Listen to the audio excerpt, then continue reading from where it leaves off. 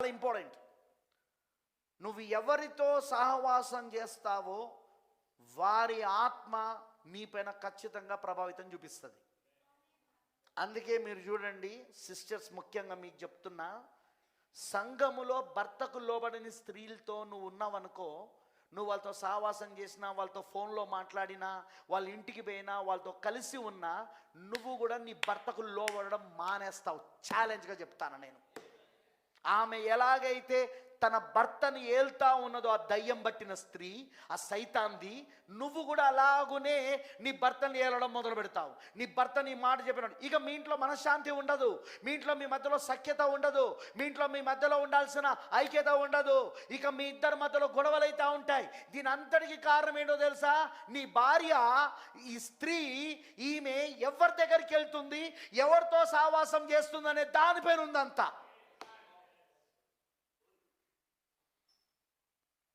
అది నేను బంధువుల గురించి కూడా చెప్తాను ఈ విషయం. చర్చనే కాదు, మీ బంధువులలోనే భర్తకు లోబడని భార్య ఉందనుకో, ఆమె దగ్గర పంపించిన అనుకో, మీ చిన్నాన్న భార్యనో, లేకపోతే మీ పెద్దనాన్న భార్యనో, లేకపోతే మీ మామ భార్యనో, లేకపోతే మీ తమ్ముని భార్యనో, లేకపోతే మీ మేనమామ భార్యనో, లేకపోతే ఇంకెవరో ఫ్రెండ్ భార్యనో, ఏదో కొద్ది రోజులు నీ భార్యను వాళ్ళతో సహవాసం చేయనివ్వు, కొద్ది రోజులు వాళ్ళతో మాట్లాడనివ్వు. స్పిరిట్ ఎట్లా పనిచేస్తుందంటే, దయ్యపాత్మ ఎట్లా పనిచేస్తుందంటే, మీ మధ్యలో గొడవలు రాకపోతే నన్ను అడుగు, ఆమె నీ పైన అధికారం చెలాయించడం మొదలు పెడుతుంది. నా భార్యను ఎందుకు నేను ఎవ్వరింటికి పంపనో తెలుసా? మా బంధువులు అందరూ అడుగుతూ ఉంటారు, అరే నువ్వు రాకపోయినా క్రాంతినన్నా పంపొచ్చు కదారా, నీ కారు ఉంది, నీకు డ్రైవర్లు ఉన్నారు, ఎవరో ఒక్కరినిచ్చి పంపొచ్చు కదరా మా ఇంటికి, ఓ 2 రోజులు ఉండిపోతుందిరా, మా ఇంట్లో ఉండొద్దారా అంటే, నేను అనుకుంటుంటా, దయ్యాలు పనిచేయడానికి బాగానే పనిచేస్తాను ఇక్కడ. నాకు తెలుసు నా భార్య 2 రోజులు ఆ ఇంట్లో ఉంటే 3వ రోజు నుండి ఇక్కడ ఏం జరుగుతుందో. అది 3వ రోజే జరగాలని ఏం లేదు, ఆ దయ్యం కూడా తెలియగలది. ఓ వారం తర్వాత, ఓ 10 రోజుల తర్వాత, ఓ నెల తర్వాత, ఓ 2 నెలల తర్వాత, 3 నెలల తర్వాత, లేదా సంవత్సరం తర్వాత, లేదా 2 సంవత్సరాల తర్వాత, ఎప్పుడో ఒకసారి ఆ దయ్యం తన యొక్క అభిషేకాన్ని ఆ భార్యలో నుండి చూపిస్తూ ఉంటుంది. ఎందుకంటే అన్ని విత్తనాలు వెంటనే మొలకెత్తవు. ఎంతమంది తెలుసా విషయం? ఒకసారి చదవండి మీరు సైన్స్లో. కొన్ని విత్తనాలు 3 నెలల వరకు మొలకెత్తావు, కొన్ని విత్తనాలు 6 నెలల వరకు మొలకెత్తావు, కొన్ని విత్తనాలు సంవత్సరం వరకు మొలకెత్తావు, కొన్ని విత్తనాలు 3 రోజులకే మొలకెత్తుతుంది, కొన్ని విత్తనాలు వారం రోజులకే మొలకెత్తుతాయి. తెలుసు కదా అండి మీకు?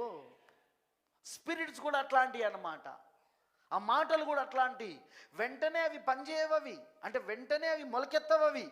అందుకే నేనంట, ఓ సంవత్సరం నీ ఇంట్లో నీ భార్య నీ మాట వింటలేదు, ఆమె నీపైన అధికారం చెలాయించాలని చూస్తున్నది, ఆమె నీ మాటకు లోబడతలేదు, పాస్టర్ మాట కూడా లోబడతలేదు అని అంటే, నువ్వు ఒక్కసారి వెనకకు వెళ్ళి అసలు ఈమె గత 2-3 సంవత్సరాలు 4 సంవత్సరాలు ఎవరితో ఉన్నదో చూడు ఒకసారి. పాస్టర్ గారు నిజమా? ఎస్. అప్పుడు ఆత్మ ఇప్పుడు పనిచేస్తుంటుంది, ఇప్పుడు మెలకెత్తుతుంటుంది. అది నా భార్య 6 నెలల నుండి ఎవరింటికి వెళ్తలేదు, ఏ బంధువుల ఇంటికి వెళ్తలేదు, ఎవరి దగ్గరికి వెళ్తలేదు నా భార్య. నువ్వు 6 నెలలు చూసినావు, నేను ఇప్పుడు సంవత్సరం చూడమంటానా, 2 సంవత్సరాలు చూడమంటానా, 3 సంవత్సరాలు చూడమంటానా? అందుకే వీళ్ళ స్పిరిట్స్ ఎట్లుంటాయంటే, వీళ్ళకు కారు ఉంది కాబట్టి మనకు కూడా కారు ఉండాలి. అదిగో వాళ్ళు ఇల్లు కొన్నారు, నువ్వు కొంటావా కొనవా, వాళ్ళకంటే పెద్ద ఇల్లు మనం కొనాలా. ఎక్కడి నుండి వచ్చింది ఆ స్పిరిట్? ఎక్కడి నుండి వచ్చింది? మీకు అర్థమవుతుందా నేను అన్నది? నిన్ను హింసిస్తూ ఉంటుంది, నిన్ను బాధ పెడతా ఉంటుంది, నీకు మనశ్శాంతి లేకుండా చేస్తుంది. ఆమె మనశ్శాంతి ఉండదు, ఆమెకు కూడా సఖ్యత ఉండదు, ప్రేమానురాగాలు ఉండవు, కలిసి కూర్చొని ప్రార్థించుట ఉండదు, కలిసి వాక్యం చదువుట ఉండదు, కలిసి బైబిల్ చదువుట, కలిసి వర్తమానం వింట, అవన్నీ ఉండవు. ఎవ్రీథింగ్ స్టాప్స్, ప్రతిదీ ఆగిపోతుంది. ఏం జరిగింది ఇప్పుడు? మీ ఇంట్లోకి దయ్యం వచ్చేసింది, మీ ఇంట్లోకి దురాత్మ వచ్చేసింది. ఎలా వచ్చింది బ్రదర్? ఎలా దూరింది పాస్టర్ గారు? సింపుల్, ఇప్పటిదాకా చెప్పింది అదే. అందుకే నేను అంటూ ఉంటా, చర్చిలో కూడా నువ్వు ఎవరితో సహవాసం చేస్తున్నావో చూసుకో. ఇది కేవలము బంధువులు స్నేహితులే కాదు, చర్చిలో కూడా. ఎందుకంటే చర్చిలో కూడా వివిధ దయ్యాలు పట్టుకొని వస్తారు ఒక్కొక్కరు, వివిధ దయ్యాలు పట్టుకొని. ఆ దయ్యాలతో కనుక నువ్వు సహవాసం కలిగి ఉంటే నీ భార్య చెడిపోతుంది, నీ పిల్లలు చెడిపోతారు, చివరికి నువ్వు కూడా చెడిపోతావు. చివరికి మీ కుటుంబం సర్వనాశనం అయిపోతుంది. భార్య లోబడడం మానేస్తుంది, వాక్యం వినడం మానేస్తుంది, చర్చకొచ్చి నిద్రపోతా అంటది. ఎంతో సంతోషంగా హల్లెలూయా ఆమేనని చెప్పే ఆమె వాక్యం వినేటప్పుడు ఇప్పుడు ఇక్కడ నిద్రపోతూ ఉంటుంది. ఎందుకలా అయిందంటే సహవాసం. ఎవరితో ఫోన్లో మాట్లాడుతున్నదో ఆ వాక్యం వినకుండా పాస్టర్ పైన చెడుగా చెప్పడం, పాస్టర్ మీద లేనిపోనని చెప్పడం. వీళ్ళు పాస్టర్ గురించి విన్న వీరు రేపు నిజంగా ఈ వర్తమానానికి వ్యతిరేకంగా ఉన్న ఎవడైనా కలిశారనుకో, ఎవరైనా వీళ్ళు కలిశారనుకో, ప్రవక్తకు వ్యతిరేకంగా ఆయన చెప్పిన వర్తమానాన్ని వ్యతిరేకంగా చెప్తే అవి కూడా వీళ్ళు స్వీకరిస్తారు. లాస్ట్కి చివరికి ఈ ప్రవక్తనే అబద్ధ ప్రవక్త అంటారు వీళ్ళు. నేను చూసినానండి నా జీవితంలో. పాస్టర్ మాటకు లోబడనివ్వరు అంటే ఆయన చెప్పే వాక్యానికి నేను అనేది, ఆయన చెప్పే వాక్యం పైన విశ్వాసం కోల్పోయేటట్టు చేస్తారు. ఏం చెప్తాడులే అన్నట్టుగా, ఆయన ఏం చెప్తున్నాడులే అన్నట్టుగా. ఒకప్పుడు దేవుడు ఆయన ద్వారా నాతో మాట్లాడాడు, నా జీవితం మారింది ఆయన వాక్యం ద్వారా, నా హృదయం మారింది, నా పరిస్థితులు మారినాయి. దేవుడు ఆయన చెప్పిన వాక్యం ద్వారా నన్ను రక్షించాడు, నా కుటుంబాన్ని రక్షించాడు. దేవుడు ఆయన చెప్పిన వాక్యం ద్వారా మమ్మల్ని దీవించాడు, భౌతికంగా కూడా, ఆత్మీయంగానే కాదు. ఇప్పుడు అదే పాస్టర్ ఏమయ్యాడంటే, అతను వాక్యం చెప్తుంటే నిద్రపోతాడు, ఆమె నిద్రపోతుంది, అతను నిద్రపోతుంటాడు. ఏం పట్టిందిరా వీళ్ళకు అని చూస్తే ఈ యుగ సంబంధమైన దేవత ఆల్రెడీ వాళ్ళకు వారి మనస్సులను గురుడితనం కలగజేసింది.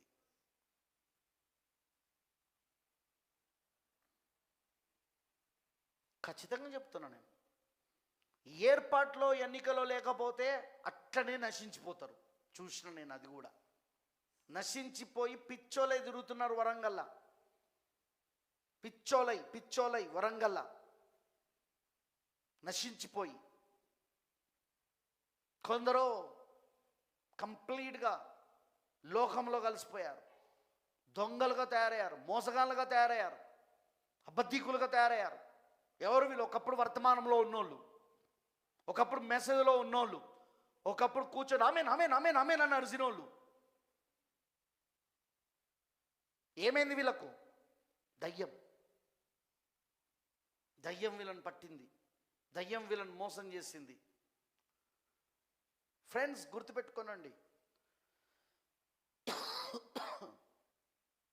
దేవుడు వాక్యము చెప్పినట్లుగా, వర్తమానము చెప్పినట్లుగా, లేఖనము చెప్పినట్లుగా నువ్వు గనక వాక్యానికి లోబడకపోతే, ఒక సంఘముగా నీ ఇంట్లో నీ భార్య నీ మాట వినదు. సంఘములో పురుషుడు వాక్యానికి లోబడకపోతే ఇంట్లో భార్య నీ మాటకు లోబడదు. అది లేఖనం. అది నువ్వు వాక్యానికి లోబడుట చూసియే నీ భార్య నీ మాటకు లోబడుతుందని ఉంది బైబిల్లో. ఎఫెసీ పత్రికలో రాయబడింది ఆ విషయం. ఎందుకంటే తమ భర్తలకు శిరస్సు ఎవరంటే క్రీస్తు. క్రీస్తుకు భర్త లోబడుతున్నప్పుడు అప్పుడు భర్తకు శిరస్సుగా ఉన్న భర్తకు భార్య లోబడుతుంది. That's way. అది విధానం, పనిచేసే విధానం, అది దేవుని ఆత్మ పనిచేసే విధానం. అది నేను చెప్పేది అర్థమవుతుందా? అదే విధంగా స్త్రీ పురుషునికి లోబడినప్పుడు, సపురుషునికి, భర్తకు, అప్పుడు భర్త ఒకవేళ క్రీస్తుకు లోబడిన వాడైనా సరే నీకున్న పవిత్రమైన ప్రవర్తనను చూసి వాక్యము లేకుండానే వాళ్ళు రాబట్టబడవచ్చని ఇక్కడ పేతురు రాస్తున్నాడు. ఎందుకు? నువ్వు లోబడే జీవితాన్ని చూసి, నీ భర్తకు నువ్వు లోబడే జీవితాన్ని చూసి వాళ్ళు అట్రాక్ట్ అవుతారు, వాళ్ళు ఆకర్షించబడతారు, వాళ్ళు భయపడతారు నిన్ను చూస్తే. బ్రదర్ ఒక తాగుబోతు గురించి చెప్పాడు, గుర్తున్నదా నీకు? ఆయన భార్య ఒక క్రైస్తవురాలు. ఒక రోజున వాళ్ళందరూ బార్ షాప్లో కూర్చొని మాట్లాడుకుంటుండగా, ఈ క్రైస్తవులందరూ దొంగలరా, అందరూ వేషధారులరా, ఎవ్వడు మంచోడు కాదు, వాడు అలా ఉంటారు కానీ వాళ్ళు చర్చికి వెళ్తారు కానీ అంత దొంగలే అని అన్నప్పుడు, అప్పుడు ఆయన అంటాడు, సారీ నేను దాన్ని ఒప్పుకోను అంటాడు ఆ తాగుబోతు భర్త. ఎందుకు అంటే, నాకు ఒక స్త్రీ తెలుసు, ఆమె అలాంటిది కాదు అంటే. ఎవరు ఆమె అంటే, నా భార్య అని అడుగుతాడు. అందరు పక్కన నవ్వుతారు. నీ భార్య కాబట్టి నువ్వు పొగుడుతున్నావు, నీ భార్య కాబట్టి వెనకేసుకొస్తున్నావు, నీ భార్య కాబట్టి అలా అంటున్నావు అంటే, లేదు నిజంగా ఆమె క్రైస్తవ స్త్రీ, నేను ఆమెను ఎన్నో సంవత్సరాల నుండి కనిపెడుతున్నాను అంటే, అలాగైతే మీ ఇంటికి వెళ్దాంపా అని వెళ్ళారు. అర్ధరాత్రి వేళ ఫ్రెండ్స్ని తీసుకొని త్రాగి ఇంకొంచెం బాటిల్స్ కూడా పట్టుకొని వచ్చారు. అర్ధరాత్రి వేళ ఇంటికి ఆమె తలుపు తీసింది. తన భర్తతో పాటు స్నేహితులను చూసింది, బాగా తాగున్నారు, ఇంకా బాటిల్ తెచ్చుకున్నాడు తాగుదామని. లోపలికి ఆహ్వానించింది, కూర్చోబెట్టింది, త్రాగడానికి వాళ్ళన్నీ గ్లాసులు గీసులు అన్నీ రెడీ చేసింది. ఫ్రిడ్జ్లో నుండి ఐస్ ముక్కలు తీసుకొచ్చి పెట్టింది. వాళ్ళు అడిగారు, మాకు ఆమ్లెట్ కావాలి అనుడితోటే. ఇప్పుడే వేసిస్తానని చెప్పి వెళ్ళి వేసిస్తూ పాట పాడుతూ, దేవుని పాట పాడుతూ ఆమె అది వేస్తున్నది. అంత అర్ధరాత్రి వేళ తీసుకొచ్చి ఇచ్చినప్పుడు కొంచెం నోట్లో పెట్టినట్టు యాక్షన్ చేసి కింద ఇసురు కొట్టి, ఎన్నిసార్లు చెప్పినా నాకు ఇష్టమైన రీతిగా నువ్వు దీన్ని వెయ్యమని ఎన్నిసార్లు చెప్పినా నేను నీకు అన్నప్పుడు, నేను వెళ్ళిపోతున్న ఇంట్లోకి వెళ్ళంటే వద్దొద్దని బతిలాడి, స్నేహితులను తన భర్తను బతిలాడి, మీకు ఇష్టం వచ్చిన రీతిగానే నేను తయారు చేస్తాను, ప్లీజ్ కూర్చోండి, మీరు బయటికి వెళ్ళొద్దు, ఈ అర్ధరాత్రి వేళ మీరు బయటికి వెళ్ళొద్దు, మీరు ఇంట్లోనే కూర్చి తాగండి అని చెప్పి మళ్ళీ వెళ్ళి ఆమె వేస్తూ ఉంటే, అక్కడున్న వాళ్ళందరూ షాక్ తిని ఏడవడం మొదలుపెట్టారు. వాళ్ళు ఆమె ప్రవర్తన చూసి, ఆ భర్తతో సహా అక్కడే వాళ్ళ జీవితాలను దేవుడికి ఇచ్చారట. అక్కడే వాళ్ళు మోకాలపై నుండి ప్రార్థన చేయడం మొదలుపెట్టారు. ఒకటే అడిగారు, ప్రభువా ఈమెకి ఎలాంటి మధురమైన ఆత్మ ఉందో అదే మధురమైన ఆత్మ మాకు కూడా ఇవ్వు ప్రభువా అని భర్త స్నేహితులు దేవుని అడగడం మొదలుపెట్టారు. కన్నీళ్లు గార్చడం మొదలుపెట్టారు. అంత మాధుర్యమైన ఆత్మతో ఆమె ఉన్నదని ప్రవక్త అన్నాడు. హెట్టి రైట్ గురించి మాట్లాడేటప్పుడు కూడా అదే మాట చెప్తాడు ఆయన. సిస్టర్ హెట్టి రైట్, ఆమె ఒక పేద విధవరాలు ఆమె, కానీ ఆమెలో ఉన్న ఆత్మ మధురమైన ఆత్మ అంటాడు ప్రాఫెట్. అందుకే ప్రవక్త తనను చాలాసార్లు ఏదైనా వేటాడితే కొంత మాంసాన్ని తీసుకుపోయి వాళ్ళకి ఇస్తాడు. అంతేకాకుండా తను వేటాడిన దాంట్లో జంతు మాంసాన్ని తీసుకుపోయి వాళ్ళకి ఇవ్వడమే కాకుండా ఆమెను వండమంటాడు. వండి ఆయన కూడా తింటాడు వాళ్ళతో కలిసి, డిన్నర్ చేస్తాడు వాళ్ళతో కలిసి, లంచ్ చేస్తాడు. అంత పేదరాళ్ళ ఇంటికి ఆయన వెళ్ళడానికి కారణం ఏలియా, అంతే కదా అండి. దేవుడు ఏలియాని ఎక్కడికి పంపించాడు? ఆ పేద విధవరాలింటికి పంపించాడా లేదా? అవునా లేదా? అక్కడే భోజనం చేశాడా లేదా? గుణలక్షణాలు మనం గమనించాలన్నమాట. ఈయన ఎవరు? ఏలియా. ఈయన ఆమెలో ఉన్న ఆత్మను పట్టుకున్నాడు. దేవుని ఒక ఆత్మ ఈయనలో ఉండి ఆమె ఆత్మను పట్టుకున్నది. అలా ఉన్న అక్కడ ఏలియా, బైబిల్లో దేవుని ఆత్మ ఏలియాలో ఉండి ఆ పేద విధవరాలు, సారపాత ఊరిలో ఉన్న పేద విధవరాలు ఇంట్లో భోజనానికి దేవుడు సిద్ధపరిచి తీసుకెళ్ళినప్పుడు ఆమె ఆత్మను పట్టుకున్నాడు. అక్కడ పట్టుకున్నాడా లేదా?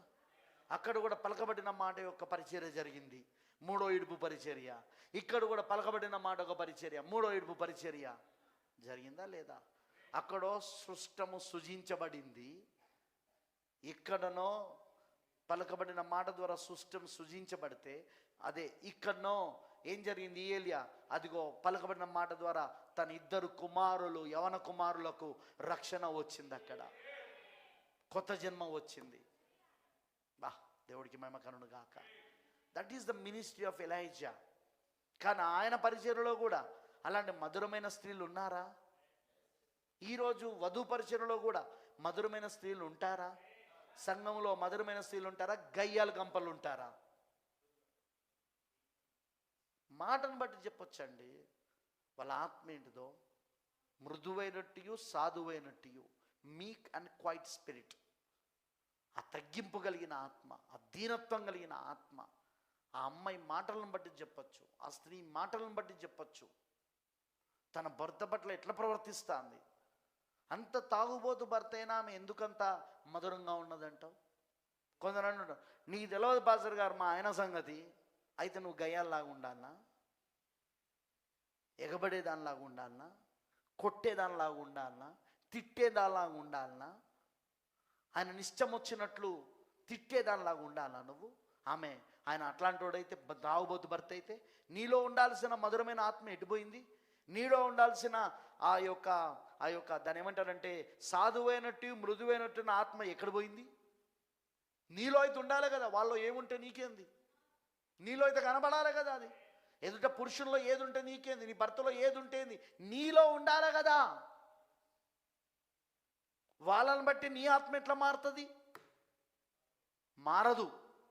సేమ్ థింగ్ సంఘం కూడా అంతే. సంఘానికి ఉండాల్సింది ఏంటిది? మృదువైన సాధువైన ఆత్మ, మీక్ అండ్ క్వైట్ స్పిరిట్. మృదువైన సాధువైన ఆత్మ ఉండాలి. వాక్యానికి లోబడే గుణం, మధురమైన ఆత్మ ఉండాలి. సంఘానికి మాధుర్యత గలవాలి. సంఘ కాపరి స్టేజ్ పైకి వస్తే ఆ మాధుర్యమైన ఆత్మ ఇక్కడ అల్లాడుతూ ఉండాలి. ఆ మాధుర్యమైన ఆత్మ సంఘంలో అల్లాడుతూ ఉండాలి. సంఘ కాపరి ఫ్రీగా ఫీల్ కావాలి వాక్యం చెప్పడానికి, ఫ్రీగా వాక్యం బోధించడానికి తను ఫీల్ కావాలా, ఇన్స్పైర్ కావాలా, తను ప్రేరేపించబడాలా. సంఘ కాపరి కఠినమైన ఆత్మలు, పురుషుని వంటి ఆత్మలు, కఠినమైన పురుషుని వంటి గయ్యాల ఆత్మలు ఉండకూడదు సంఘంలో. అవిశ్వాసపు ఆత్మలు ఉంటాయి. నువ్వేమన్నా చెప్పుకో, మేము నమ్మం. వేషధార ఆత్మలు ఉంటాయి. నువ్వెంత చెప్పినా నా పైన గొర్రె చర్మం, లోపల నేను తోడేలు. వాడు అనుకోడు, కానీ వాడి పైన ఆత్మ పనిచేస్తా అంటది. దట్ స్పిరిట్స్, ఆత్మలవి. ఒక నిజమైన దేవుని చేత పిలువబడిన సంఘ కాపరి, దేవుని చేత ఏర్పరచబడి ఎన్నుకోబడి పిలువబడిన సంఘ కాపరి, వరం కలిగిన వ్యక్తి, అతన్ని కలిగి ఉండడమే గొప్ప భాగ్యమని సంఘం ఎంచాలి. అసలు గొప్ప భాగ్యం అది మాకు. ఇలాంటి సంఘ కాపరిని దేవుడు మాకు ఇచ్చినందుకు